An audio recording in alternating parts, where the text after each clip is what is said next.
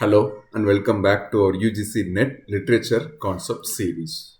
I am Kanan Prasad and today we are exploring another essential literary term that has appeared in previous UGC NET exams. Today's term is soliloquy. This term appeared in the December 2021 UGC NET exam and falls under our dramatic terms cluster. Let's examine soliloquy. The word comes from Latin soliloquium, combining solus meaning alone and loci meaning to speak. While soliloquies appear throughout dramatic history, they reach their peak during the Renaissance and Elizabethan periods of drama, particularly in the late 16th and early 17th centuries. The technique dates back to ancient Greek drama, but the term soliloquy was first used around 400 CE by Saint Augustine in his work Soliloquies. In drama, soliloquies became a formalized technique during medieval morality plays before achieving their most sophisticated form in Elizabethan and Jacobean theatre, especially in the works of Shakespeare. Simply put, a soliloquy is a speech in a play where a character speaks their thoughts aloud while alone on stage, revealing their inner feelings and thoughts directly to the audience. Now, there are key features of a soliloquy, which include the character is typically alone on stage. They speak their private thoughts out loud. The audience hears thoughts no other character knows, and also it reveals the character's true feelings, motivations, or plans. Unlike in a concept like aside, it's usually longer and more detailed.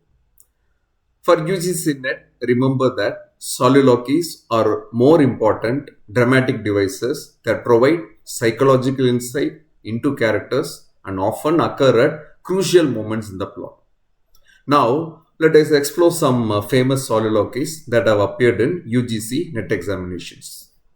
The most famous soliloquy in all of literature is Hamlet's to be or not to be speech from Shakespeare's Hamlet. In this profound meditation on life and death, Hamlet contemplates suicide and expresses his existential crisis. To be or not to be? That is the question. Whether it is nobler in the mind to suffer the slings and arrows of outrageous fortune, or to take arms against a sea of troubles and by opposing yonder. This soliloquy reveals Hamlet's psychological state and his struggle with action versus inaction. Another notable example is Macbeth's "Is this a dagger which I see before me?" soliloquy, which is also from Shakespeare's Macbeth. Just before murdering King Duncan, Macbeth hallucinates a floating dagger, which reveals his guilt, fear, and deteriorating mental state. In the modern drama, Tennessee Williams' The Glass Menagerie features powerful soliloquies from Tom, who directly addresses the audience as both character and narrator, revealing his conflicted feelings about family responsibility and personal freedom. In Indian dramatic tradition, soliloquy-like elements appear in Sanskrit drama through the concept Atmagata, which means to speak to oneself, and techniques like this are used in plays like Kalidasa's Sakuntala. Now let's test your understanding with a quick quiz. Which of these is a true characteristic of a soliloquy? A. It's always spoken directly to another character on stage.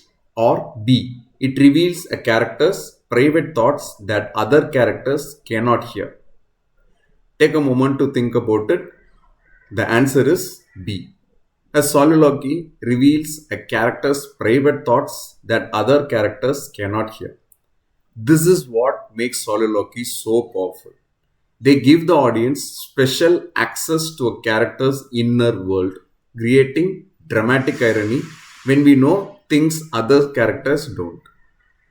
Remember, a soliloquy is a dramatic device where characters speak their private thoughts aloud when alone, giving us insight into their minds. For your UGC NET exam, be prepared to identify famous soliloquies and understand their function in revealing character psychology and advancing plots. In our next video, we'll explore another term from another cluster. You can look at this slide which has the questions from previous question paper, which is July 2016. The question for soliloquy was asked in this particular context. Thank you for watching this video.